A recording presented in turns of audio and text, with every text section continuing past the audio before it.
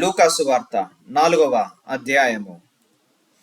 యేసు పరిశుద్ధాత్మ పూరుడై యోర్దాను నది నుండి తిరిగి వచ్చి 40 దినములు ఆత్మచేత అరణ్యములో నడిపింపబడి అపవాది చేత శోధింపబడుచుండెను.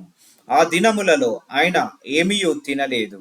అవి తీరిన తరువాత ఆయన ఆకలి గొనగా, అపవాది, నీవు దేవుని కుమారుడవైతే రొట్టెలాగున్నట్లు ఈ రాతితో చెప్పుమని ఆయనతో చెప్పెను. అందుకు యేసు, మనుష్యుడు రొట్టె వలన మాత్రమే జీవించడు అని రాయబడి ఉన్నదని వానికి ప్రత్యుత్తరం ఇచ్చెను. అప్పుడు అపవాది ఆయనను తీసుకొని పోయి భూలోక రాజ్యములన్నింటినీ ఒక్క నిమిషంలో ఆయనకు చూపించి, ఈ అధికారమంతయు ఈ రాజ్యముల మహిమయు నీకిత్తును, అది నాకు అప్పగింపబడి ఉన్నది, అదెవనికి నేను ఇయ్యగోరుదునో వానికిత్తును. కాబట్టి నీవు నాకు మొక్కితివా, ఇదంతయు నీ దగునని ఆయనతో చెప్పెను. అందుకు యేసు, నీ దేవుడైన ప్రభువునకు మొక్కి ఆయనను మాత్రము సేవింపవలనని రాయబడి ఉన్నదని వానికి ప్రత్యుత్తరమిచ్చెను. పిమ్మట ఆయనను యెరూషలేమునకు తీసుకొని పోయి దేవాలయ శిఖరమున ఆయనను నిలువబెట్టి, నీవు దేవుని కుమారుడవైతే ఇక్కడ నుండి కిందికి దుముకుము, నిన్ను కాపాడుటకు నిన్ను గూర్చి తన దూతలను ఆజ్ఞాపించును, నీ పాదం ఎప్పుడైనను రాతికి తగలకుండా వారిని నిన్ను చేతులతో ఎత్తుకొందురని రాయబడి ఉన్నదని ఆయనతో చెప్పెను. అందుకు యేసు, నీ దేవుడైన ప్రభువును శోధింపవలదు అని చెప్పబడి ఉన్నదని వానికి ప్రత్యుత్తరం ఇచ్చెను. అపవాది ప్రతి శోధనను ముగించి కొంతకాలము ఆయనను విడిచిపోయెను. అప్పుడు యేసు ఆత్మబలముతో గలిలయకు తిరిగి వెళ్ళెను. ఆయనను గూర్చిన సమాచారము ఆ ప్రదేశమందంతటా వ్యాపించెను. ఆయన అందరి చేత ఘనత నొంది వారి సమాజ మందిరములలో బోధించుచు వచ్చెను. తరువాత ఆయన తాను పెరిగిన నజరేతునకు వచ్చెను. తన వాడుక చొప్పున విశ్రాంతి దినమందు సమాజ మందిరములోనికి వెళ్ళి చదువుటకై నిలుచుండగా ప్రవక్త అయిన యోషయ గ్రంథము ఆయన చేతికి ఇయ్యబడెను. ఆయన గ్రంథము విప్పగా, ప్రభువు ఆత్మ నా మీద ఉన్నది, పేదలకు సువార్త ప్రకటించుటకై ఆయన నన్ను అభిషేకించెను, చెరలోనున్న వారికి విడుదలను, గుడ్డివారికి చూపును కలుగునని ప్రకటించుటకును, నలిగిన వారిని విడిపించుటకును, ప్రభువు హితవత్సరము ప్రకటించుటకును ఆయన నన్ను పంపియున్నాడు అని రాయబడిన చోటు ఆయనకు దొరికెను. ఆయన గ్రంథము చుట్టి పరిచారకునికిచ్చి కూర్చుండెను. సమాజ మందిరములో నున్న వారందరూ ఆయనను తెరిచూడగా ఆయన, నేడు మీ వినికిడిలో ఈ లేఖనము నెరవేరినదని వారితో చెప్పసాగెను.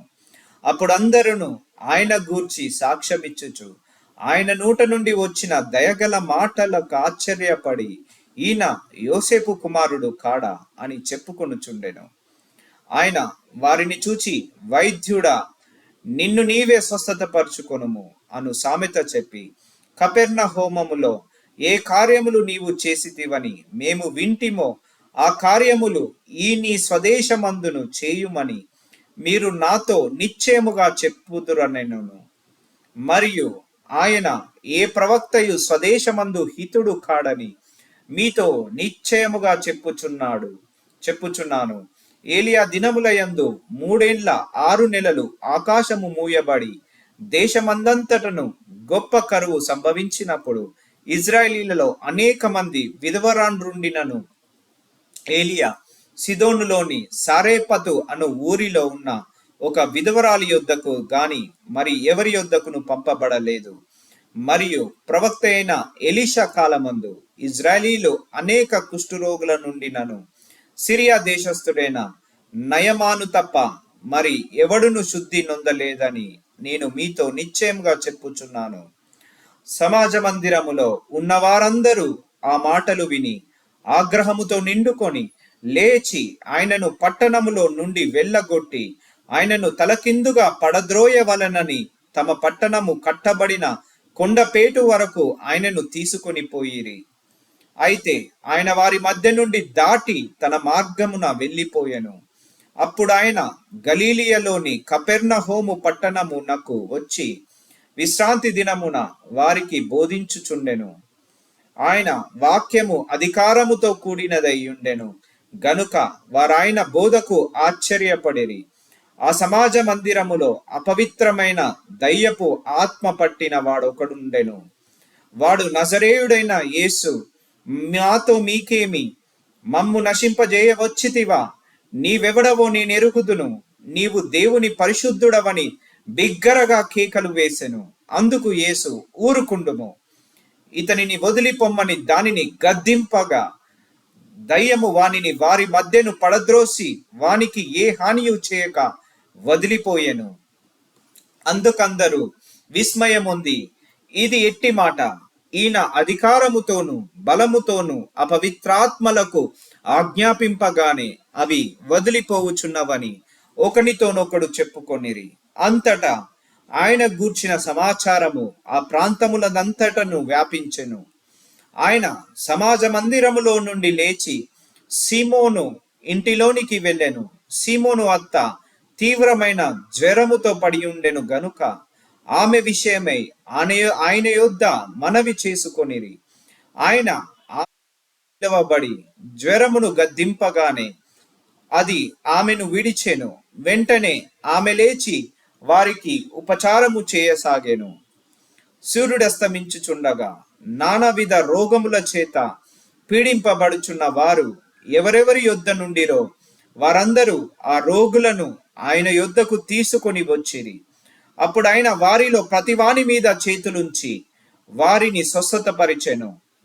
అంతేకాక దయ్యములు నీవు దేవుని కుమారుడవని కేకలు వేసి అనేకులను వదిలిపోయెను. ఆయన క్రీస్తు అని వాటిని తెలిసి ఉండెను గనుక ఆయన వాటిని గద్దించి వాటిని మాటలాడనీయలేదు. ఉదయమైనప్పుడు ఆయన బయలుదేరి అరణ్య ప్రదేశమునకు వెళ్ళెను. జనసమూహము ఆయనను వెదుకుచు ఆయన యొద్దకు వచ్చి తమ్మును విడిచిపోకుండా ఆపగా ఆయన, నేనితర పట్టణములలోను దేవుని రాజ్య సువార్తను ప్రకటింపవలెను, ఇందు నిమిత్తమే నేను పంపబడితినని వారితో చెప్పెను. తరువాత ఆయన యూదయ సమాజ మందిరములలో ప్రకటించుచుండెను.